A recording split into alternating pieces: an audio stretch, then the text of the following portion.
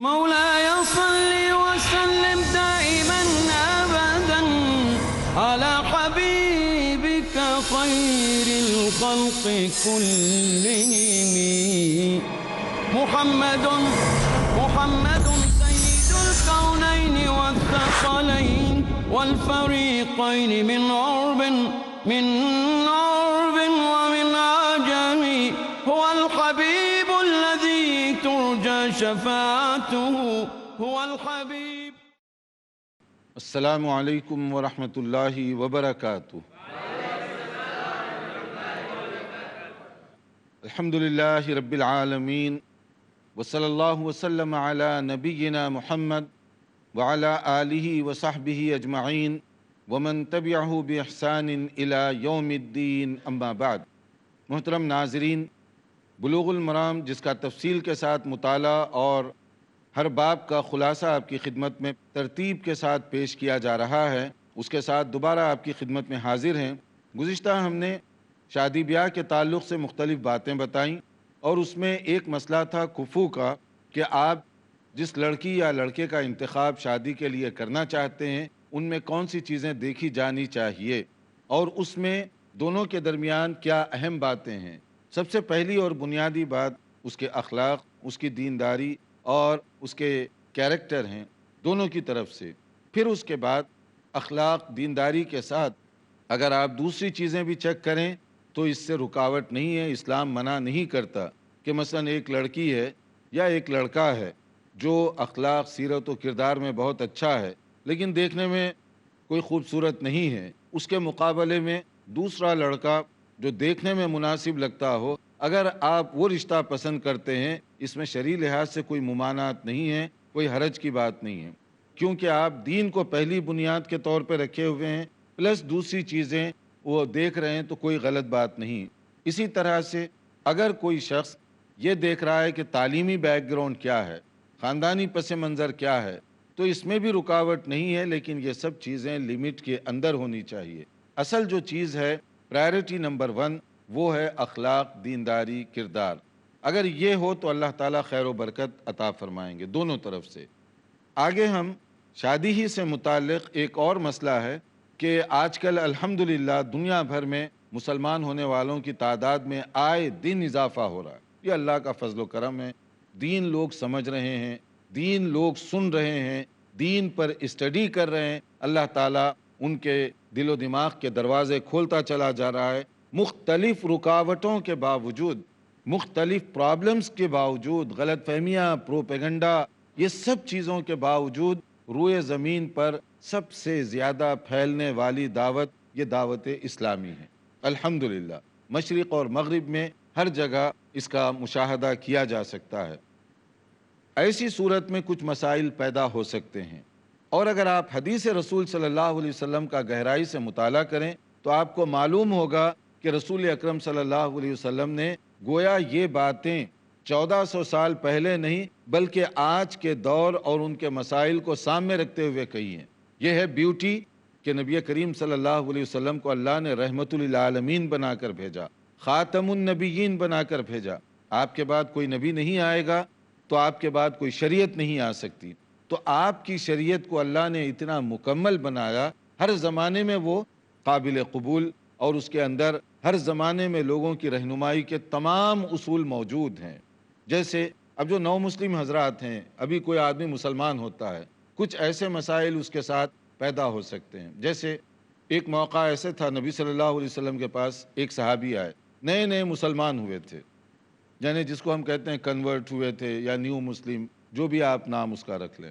اب نئے مسلمان ہونے کے بعد ایک مسئلہ درپیش ہوا، وہ یہ تھا کہ ان کی زمانے جاہلیت کے رسم کے مطابق 2 سگی بہنوں سے شادی ہوئی تھی.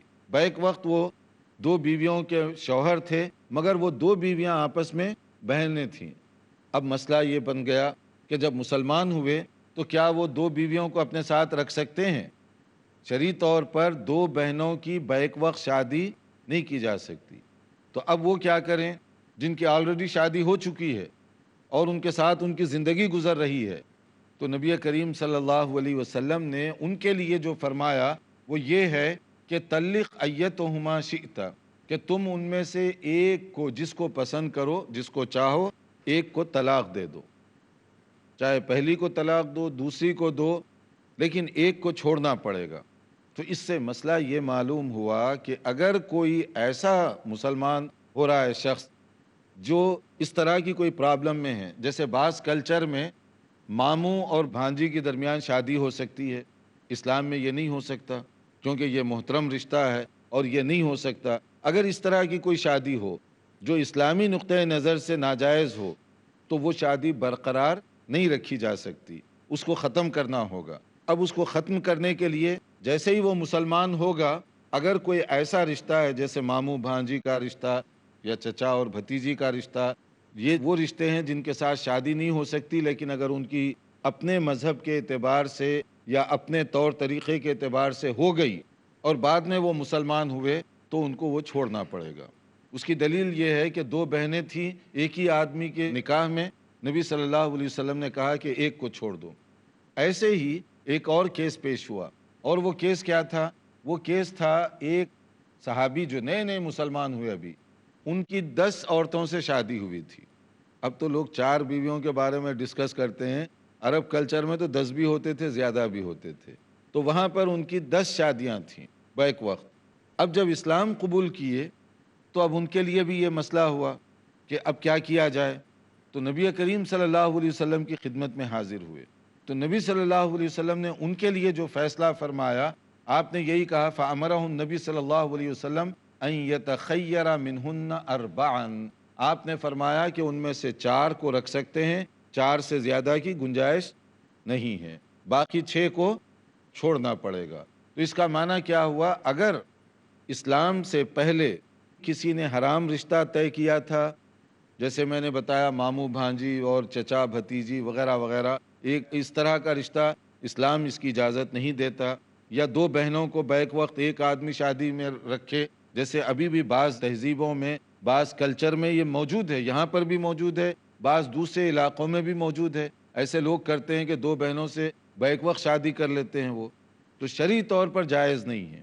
تو ایسا آدمی جب مسلمان ہوگا تو اس کو یہی چوائس دی جائے گی کہ آپ ان میں ایک کو رکھیں، ایک کو چھوڑ دیں۔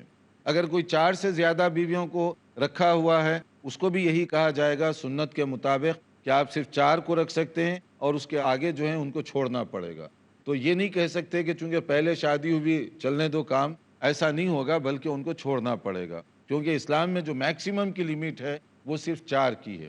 یہاں یہ بھی بات ہم بتا دیں، اسلام میں یہ 4 کی میکسیمم لیمٹ ہے، زیادہ سے زیادہ، کم سے کم کی نہیں ہے کہ زیادہ سے زیادہ آپ 4 کر سکتے ہیں۔ اس کے اپنے شرائط ہیں، اس کی اپنی تعلیمات ہیں، اس کا اپنا ایک پورا پروسیجر ہے۔ یہ نہیں ہے کہ بعض لوگ جیسے انٹرٹینمنٹ کے طور پر 4 کر لیتے ہیں، ان کی نہ رسپانسبلٹی، نہ ڈیوٹی اور نہ اس کی جو ذمہ داریاں ہیں اس کو وہ سمجھتے ہیں۔ نتیجہ یہ ہوتا ہے کہ وہ ایک بیوی جس کے ساتھ وہ رہتے ہیں، باقی 3 کو جسٹ وہ حسب ضرورت استعمال کرتے ہیں۔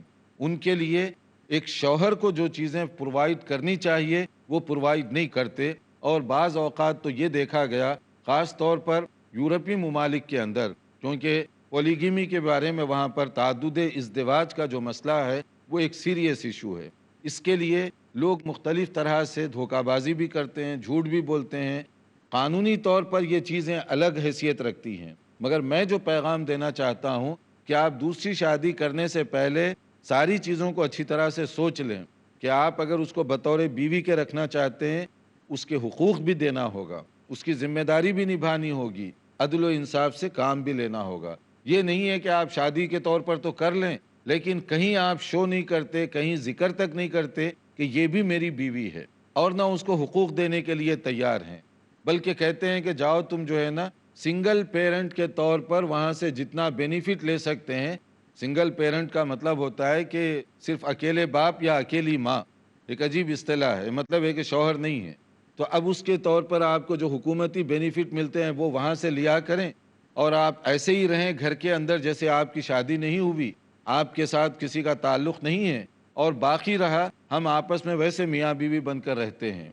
تو یہ ان چیزوں کی وجہ سے بعض جگہ پر بڑے سیریس مسائل بھی پیدا ہوئے کہ اس کی حق تلفی ہو رہی ہے، بچوں کی حق تلفی ہو رہی ہے، کہ بچوں کو آپ انٹروڈیوس نہیں کروا سکتے کہ یہ میرے بچے ہیں، یہ میری بیوی ہے، تو مطلب یہ ہے کہ کئی قسم کی برائیاں پھر جنم لیتی ہیں۔ اس لیے جو کرنا چاہتا ہے، شریعت یہ نہیں کہتی کہ آپ لازماً 2 کریں یا لازماً 3 کریں۔ شریعت یہ کہتی ہے کہ اگر آپ چاہو تو کر سکتے ہو، لیکن اس سے پہلے آپ اس کی جو ریکوائرمنٹس ہیں، ضروریات ہیں، اس کو اچھی طرح سے معلوم کر لیں، پھر سوچیں کہ میں اس پر انصاف کے تقاضوں پر پورا اتر سکتا ہوں، پھر ٹھیک ہے، اور اگر نہیں اتر سکتے تو پھر ایک ہی کافی ہے۔ دیکھتے رہیے پروگرام، ہم مختصر وقفے کے بعد دوبارہ حاضر ہوں گے انشاءاللہ۔ محمد سید الکونین والثقلین۔ قرآن و حدیث پہ رکھنا یقین ہے، توحید کا قیام ہی پیغام دین ہے۔ اللہ کے ساتھ کسی کو شریک کرنا یہ سب سے بڑا ظلم ہے۔ بس ایک ہی مرتبہ موقع ملا ہوا ہے، تم اللہ کو یاد رکھو، اللہ تمہیں یاد رکھے گا۔ تو خدا کا ہو کہ ہو جائے خدا تیرے لیے۔ ایک ہی رب العالمین۔ ہم آئے ہیں انسانوں کی بندگی سے نکال کر انسانوں کے رب کی بندگی کی طرف لے جانے، اسلام کے عدل و انصاف کی طرف لے جانے۔ ایک ہی دین۔ اگر ہم محبت اور پیار کے بھوکے ہیں تو الرحمن اور رحیم سے بڑھ کر کون ہے جو ہمیں محبت اور پیار دے سکتا ہے؟ ایک ہی پیغام۔ اگر تمہیں کسی موقع پر مدد کی ضرورت پڑے تو اللہ ہی کی دہائی دینا، اسی ایک کو پکارنا۔ اسی کے واسطے ہے ہمارا وجود۔ ہم مسلمانوں کی منزل، ہم مومنوں کی منزل انشاءاللہ جنت ہے، تو ہمیں تیاری کرنی ہے۔ اسی کے ہر حکم پہ لبیک کہتے رہیں مومنین۔ پیغام دین ہر پیر سے سنیچر رات 8:30 بجے انڈیا میں اور شام 6 بجے سعودی عربیہ میں، پیس ٹی وی اردو پر۔ What would you recommend? Peace T V presents What do you have to say about? Learning the Wise Way. What would you recommend us to take as career? After we pass our school, so what exactly we should do? What do you have to say about pursuing 2 fields together? Ideas brilliant. Strategy sustained. The best profession is a profession of a person who invites people to Allah subhanahu wa ta'ala. Avail the opportunity with Dr. Zakir. Depending upon what is your interest. But the main aim should be to spread the message of Allah subhanahu wa ta'ala. To implement the convincing Islamic educational formula to excel in your career. Watch Career Guidance. ہر پیر رات 8 بجے India میں اور شام 5:30 بجے سعودی عربیہ میں، peace T V Urdu پر۔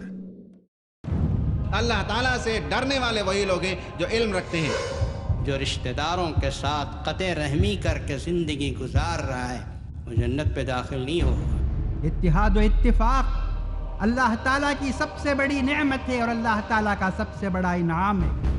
خدا کا عرفان، خدا کی پہچان اول درجے میں اور سب سے پہلے ضروری ہے۔ اللہ رب العزت کی نعمتیں بے شمار ہیں۔ یہ اسلام ہے جو دین رحمت۔ اللہ رب العالمین ہے۔ توحید کی خوشبو سے مہکتا گلدان، دیکھیے گلشن ایمان۔ اگلا پروگرام پیس ٹی وی اردو پر۔ محمد سید الکونین والثقلین۔ ناظرین، وقفے سے پہلے ہم بتا رہے تھے کہ اگر کوئی شخص اسلام میں داخل ہو تو اس کو شادی بیاہ وغیرہ کے جو کبھی الجھنیں پیش آ سکتی ہیں، شریعت نے اس کا بھی حل بتایا ہے۔ اگر کوئی ایسے میاں بیوی اور ایسا جوڑا ہے جو مناسب طریقے سے وہ پہلے سے شادی کی ہوئی تھی، اسلام قبول کرنے کے بعد دوبارہ شادی کرنے کی ضرورت نہیں ہے ان کو، وہ اسی طرح سے رہ سکتے ہیں بطور میاں بیوی کے، کیونکہ اسلام سے پہلے ان کی اپنے مذہب یا اپنے طریقے کے مطابق شادی ہوئی تھی۔ کیونکہ بہت سارے صحابہ جو مسلمان ہوئے ان کو یہ نہیں کہا گیا کہ تمہاری شادی زمانے جاہلیت کے طریقے کے مطابق ہوئی تھی لہٰذا مسلمان ہونے کے بعد دوبارہ تجدید نکاح کرو، ایسے نہیں کہا گیا۔ ہاں، اگر کوئی شادی کے بغیر غلط طریقے سے رہ رہا ہو پھر اس کو شادی کرنے کی ضرورت ہوگی۔ اسی طرح سے اگر شادی اور رشتے میں کوئی گڑبڑ تھی، مثلا چچا بھتیجی اور یا ماموں اور بھانجی کی شادی ہوئی، یعنی بعض کلچر میں ماموں بھانجی کے ساتھ شادی کر سکتا ہے، غیر اسلامی کلچر میں اسلام اس کی اجازت نہیں دیتا۔ اگر کوئی ایسی شادی ہے تو اس کی اجازت نہیں ہے، اس کو چھوڑنا پڑے گا۔ اسی طرح سے بعض مذاہب کے اندر یا بعض مذاہب کے فالوورز ابھی بھی وہ دو بہنوں کو ایک وقت میں اپنے نکاح میں رکھتے ہیں. شرعی طور پر اس کی اجازت نہیں. اگر کوئی ایسی بات ہو جس کی شریعت اجازت نہیں دیتی اور وہ مسلمان ہو جائے تو مسلمان ہونے کے بعد اس کو وہ تبدیل کرنا پڑے گا کہ وہ ایک بہن کو چھوڑ دے. یا اگر کسی کی 4 سے زیادہ شادیاں تھیں تو اس کو بھی وہ 4 کے اندر لے آئے اور اس سے زائد جو ہیں ان کو چھوڑ دے. ایک اور مسئلہ ہے کہ اگر کوئی شخص مسلمان ہوتا ہے اور چند دنوں کے بعد اس کی بیوی مسلمان ہوتی ہے تو چونکہ تھوڑا سا فاصلہ آ گیا تو کیا کریں گے؟ وہ دوبارہ نکاح کریں گے یا اسی پہلے نکاح پر وہ جاری رہ سکتے ہیں؟ تو سمپل اس کا جواب یہ ہے کہ اگر بہت زیادہ گیپ نہ ہوا ہو تو اسی نکاح میں وہ باقی رہ سکتے ہیں. بعض علماء نے احتیاطاً یہ رائے دی ہے کہ اگر زیادہ گیپ ہوا ہے آپس میں تو وہ نکاح جدید کے ذریعے سے اگر وہ رہیں تو زیادہ بہتر ہے. لیکن اگر بہت زیادہ فاصلہ نہیں ہے، مثلا بیوی آج مسلمان ہوئی اور مہینے کے بعد شوہر مسلمان ہو گیا تو اسی نکاح کے ذریعے سے وہ رہ سکتے ہیں. یا اگر بہت لمبا گیپ ہوا تو کہتے ہیں کہ اگر دوبارہ نکاح کر لیا جائے تو وہ زیادہ بہتر ہے، کیونکہ بہت زیادہ گیپ آ گیا، بہت زیادہ فاصلہ آ گیا.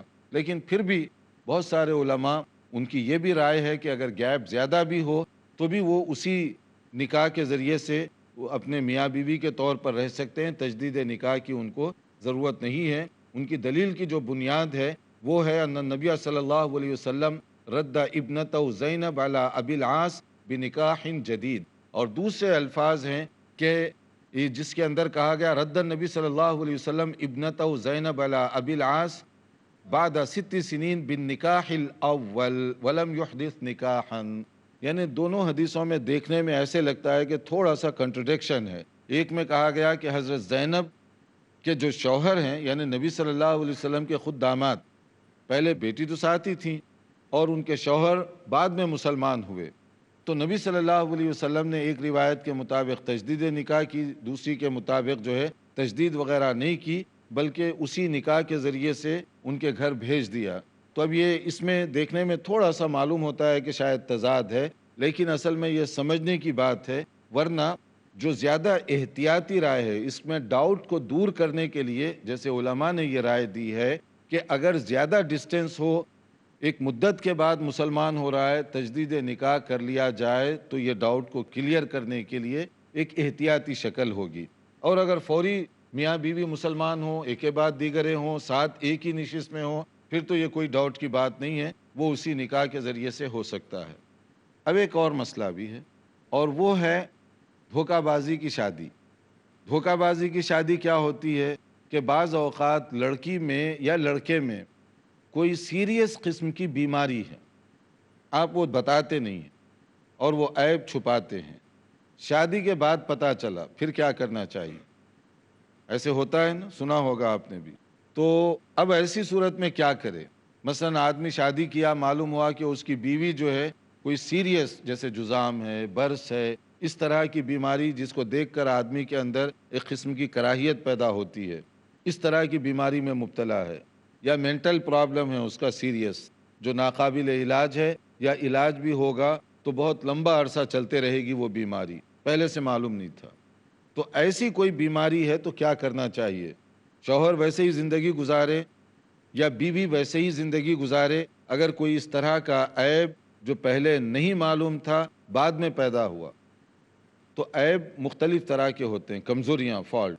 کبھی ایسے ہوتا ہے کہ وقتی طور پر علاج وغیرہ کروا دیا جائے تو وہ بہتر ہو سکتا ہے، تو اس کے لیے شریعت کہتی ہے کہ علاج کروائیے، ٹریٹمنٹ کروائیے، شاید ہفتہ 2 ہفتے، مہینہ 2 مہینے کے علاج کے بعد وہ ٹھیک ہو جائے، پھر وہ رشتہ باقی رکھیے. لیکن ایسی کوئی سیریس قسم کی بیماری ہے جس کا علاج نہیں ہوتا یا بہت لمبا اس کے لیے ٹائم لگتا ہے، تب شریعت آپ کو اجازت دیتی ہے کہ وہ نکاح فسخ کیا جا سکتا ہے، ڈیزالویشن آف میرج، کیونکہ ایک ایسا سبب ہے جس کی وجہ سے ان کی میریٹل لائف کامیابی کے ساتھ چل نہیں سکتی، تو اس کو وہاں پر آپ چاہیں ختم کر سکتے ہیں. یعنی جیسے بعض سیریس قسم کی بیماریاں ہیں، جیسے حضرت عمر رضی اللہ تعالیٰ عنہ نے ایک فیصلہ کیا تھا اور کہا تھا ایما رجل تزوج امرأة فدخل بها فوجدها برصا او مجنونہ او مجزومہ فلها الصداق بمسیسه ایاها وَهُوَ لَهُ عَلَى مَنْ غَرَّهُ مِنْهَا۔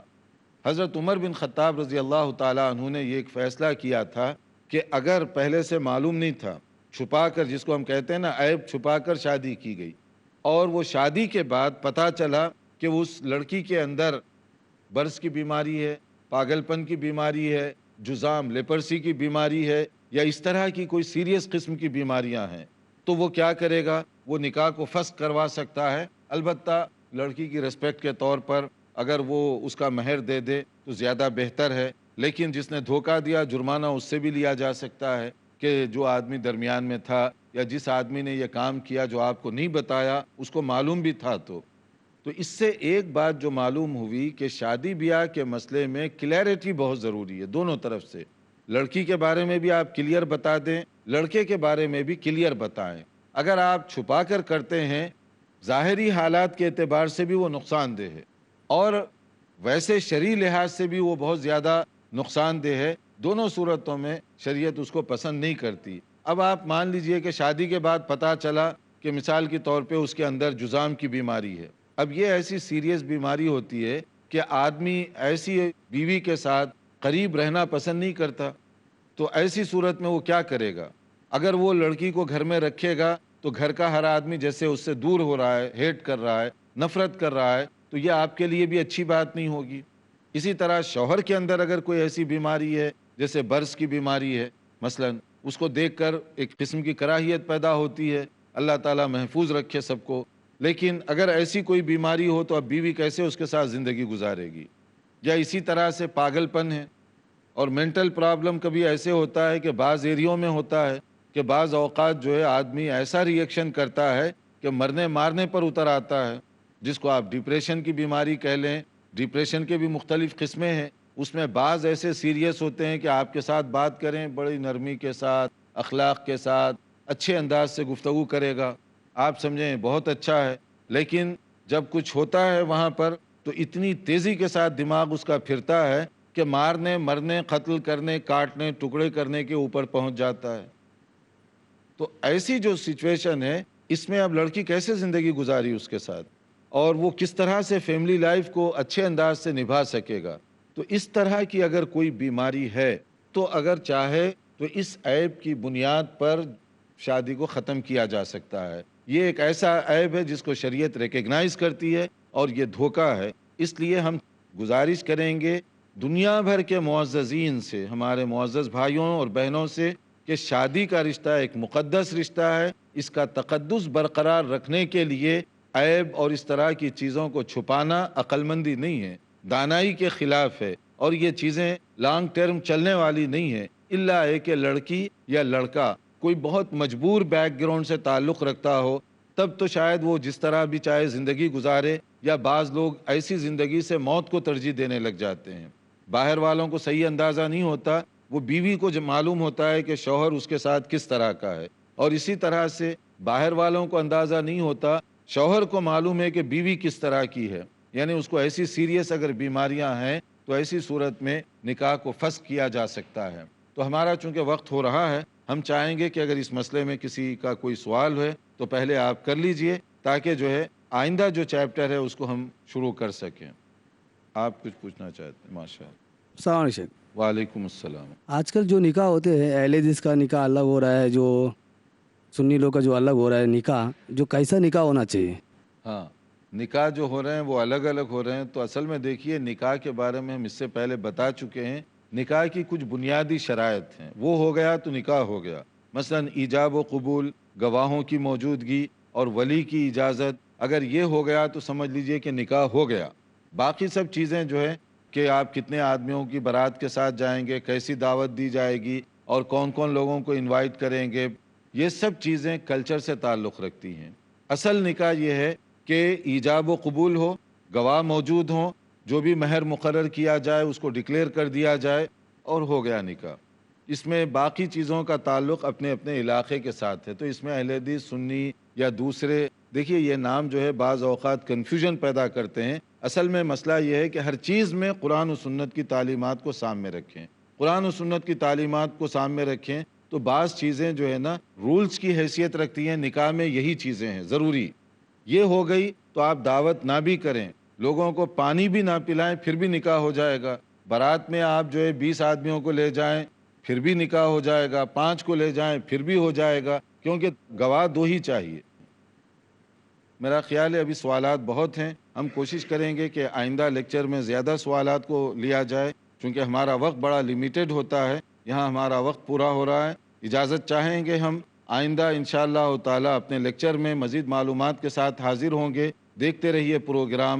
والسلام علیکم ورحمۃ اللہ وبرکاتہ۔ مولاي صل وسلم دائما ابدا على حبيبك خير الخلق كلهم محمد سيد الكونين والثقلين والفريقين من عرب